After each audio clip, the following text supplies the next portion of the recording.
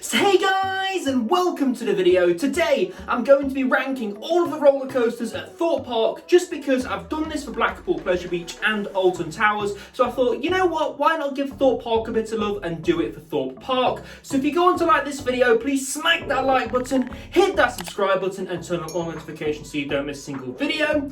Without further ado, let's get straight on into the video. So starting us off then at number 7, we have the Flying Fish. This is a Mack Rides powered coaster that opened at the Thorpe Park Resort in the 1980s but got relocated to where it is now in 2007.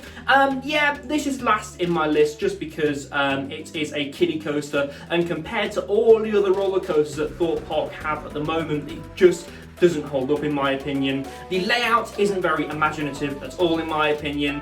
It's a standard figure of 8 layout, but what can you expect from a little kiddies coaster? So I've not really got much to say about this roller coaster, and that's why it sits at my number 7 spot on my list today. So at number 6 on my list today, we have Colossus. Colossus is a multi-inversion roller coaster from Intamin that opened at Thorpe Park in 2002. Now if you watch my channel or you've watched one of my vlogs before, you already know my thoughts on Colossus. I think it's a horrible shaky mess. It really doesn't do anything for me. I think a few of the inversions are really good. I think the first vertical loop's really good, and I think the cobra roll's really good, but anything after that for me is just too rough in my opinion.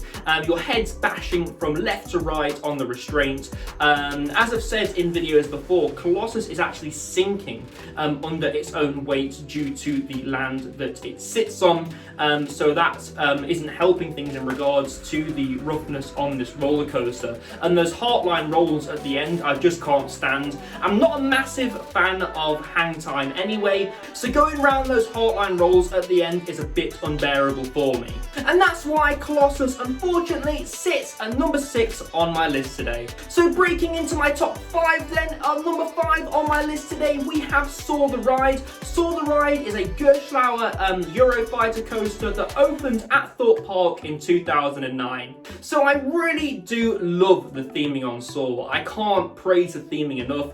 In fact, Soar the Ride actually appeared on my top 5 best themed roller coasters list here in the UK when I did that video. I love the queue line. I love when you go inside and you go up those stairs and you can see all the dummies and traps and things like that. The station for Soar the Ride as well is also really good, and I love the train design. I really do. I love how it has Face Your Fears on the side of the train, and it also has the Thorpe Park name written in blood on the front. I really do like the design of the trains and the theme, but unfortunately the ride experience itself is a little bit rough, is a little bit shaky, but what more can you expect from a Gerstlauer Eurofighter? So I really do like the indoor section for Soar the Ride. I love how you come out of the station, you turn right and you go down that beyond vertical drop. I love that section indoors actually, as you go past that little brake run thing where you go past it and all these air cannons are going off around you to simulate arrows going from left to right. I really do like that. Sadly though, anything after the first Immelman, after the drop, is just a no for me. The ride after that, sadly for me, is a bit too rough. But again, this is my opinion. If you do sit on the inside seats, it is a little bit better, I guess. If you sit on the outside seats, though, do expect a rough ride. And if you brace for some of those turns, they're actually not that bad. But the last inversion before you go into the brake run, in my opinion, is profile too small, which further adds to the wear and tear of the roller coaster. Therefore, that bit for me is a little bit unbearable, and that's why it sits at number 5 today on my list. So at number 4 on my list today, we have The Walking Dead The Ride. This is a Vekoma roller coaster that opened at Thorpe Park in 1996 as No Way Out and got rethemed to The Walking Dead The Ride in 2018.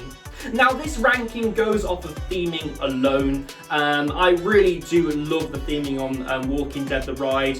If I had gone on Walking Dead The Ride before I had done my list for the best themed roller coasters in the UK, this would definitely take the number 2 spot for me, just because theming is so intricate. You've got actors in there as well before you actually get on the roller coaster, and man, the roller coaster is fantastic. Not only is it smooth for a roller coaster that opened in 1996, you've got so many effects in there. You've got shotgun effects, you've got screens depicting characters from The Walking Dead doing various things. I love that bit on the brake run as you sort of go onto it and you go back and forth a bit, and you've got one of the Walking Dead characters telling you that they're trying to get the roller coaster started. That syncs up with the roller coaster experience beautifully, and that's what makes Walking Dead the ride for me. The theming, the effects, everything in a package together. In regards to the roller coaster itself, it really isn't anything to write home about, but in regards to the package that you're getting here, it really is something special, and in my opinion, it does deserve that number 4 spot on my list today. So breaking into my top 3 then, today we have Nemesis Inferno. Nemesis Inferno is a B&M inverted roller coaster that opened at Thorpe Park in 2003. In my opinion, and I've said this before in videos, I really do think they should have broke away from that Nemesis branding. I don't think this should be named Nemesis Inferno at all. In my opinion, they should have just named it Inferno, or something that broke away from that Nemesis brand. I know there was trying to continue the story of Nemesis at Alton Towers, but in my opinion, it just fell flat on its face. It really does need a name change in my opinion, so it does stand on its own 2 feet a little bit more. But speaking about this roller coaster then, I love this roller coaster, I really do. I think that vertical loop as you come down the first drop is fantastic. That is a great element to have on any B&M inverted roller coaster. I love that 0G roll as well, and I particularly love those 2 interlocking corkscrews. I think they are absolutely fantastic, and they are amazing to take photos of off-ride. I know that I've used Nemesis Inferno's interlocking corkscrew as one of my thumbnails before because I think that element looks so good. This roller coaster really isn't that intense compared to something like Nemesis or Stealth. I think that those 2 roller coasters do offer a more intense experience, but Nemesis Inferno wasn't really going for that. It's more about the inversions and the way that it takes those inversions, that for me anyway, when riding Nemesis Inferno. I really do like this roller coaster though, and that's why it sits in my number 3 spot on my list today. So next we have Stealth. Stealth is an intimate accelerator coaster that opened at Thorpe Park in 2006. Man, this is intensity at its finest.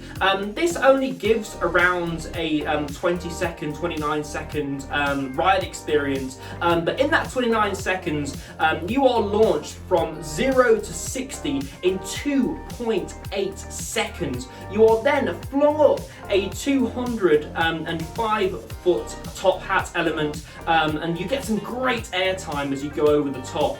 And then you go down that element into a brake run. This ride just screams intensity throughout the ride experience, and that's why I like this so much. Compared to Rita at Alton Towers, Stealth just keeps on giving. This ride experience is really something to be had. If you've not ridden Stealth before, I highly recommend that you get on it. It also off-ride, this ride is really, really intimidating, and I really love that. It really is a great looking roller coaster. If Stealth was a little bit longer and it had a little more to it, I would rate this at my number 1, but sadly, because it's over so quickly, it does sit in my number 2 spot today. So at my number 1 spot today then, my favourite roller coaster at Thorpe Park is the Swarm. This is a B&M wing coaster that opened at the park in 2012. So I love the Swarm, I really do. I think it offers some fantastic moments of intensity. As you come off the lift hill and you turn around into that upside down section and go down the first drop, you are pulling so many G's, and after that it just hits you in the face with element after element after element. I love that so much. It sits in my number 3 spot in my overall coasters list at the moment because the layout is just that good. In my opinion, this is how a good wing coaster should be designed. And that's not even talking about the theming. The theming on this roller coaster is unreal. You have real vehicles that have been incorporated into this theming. So you have a real fire truck, you have a helicopter, and you also have a plane wing and a bit of a fuselage. Because this roller coaster is actually themed to the apocalypse and this swarm creature that's coming down to abduct people. And that's not mentioning the station. The station is amazing. The station is themed to this church building. It's an open top station, so we don't really have many of those in the UK, so that's quite a special one to have.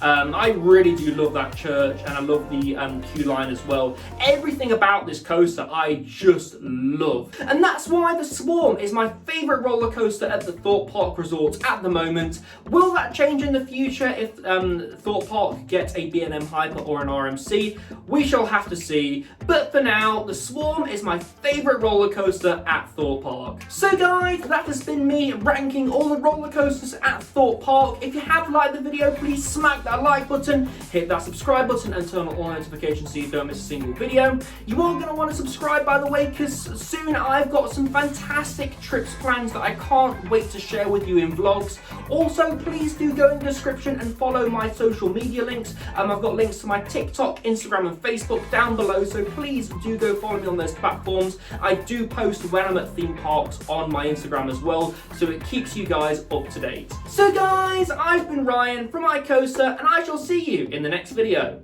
Goodbye.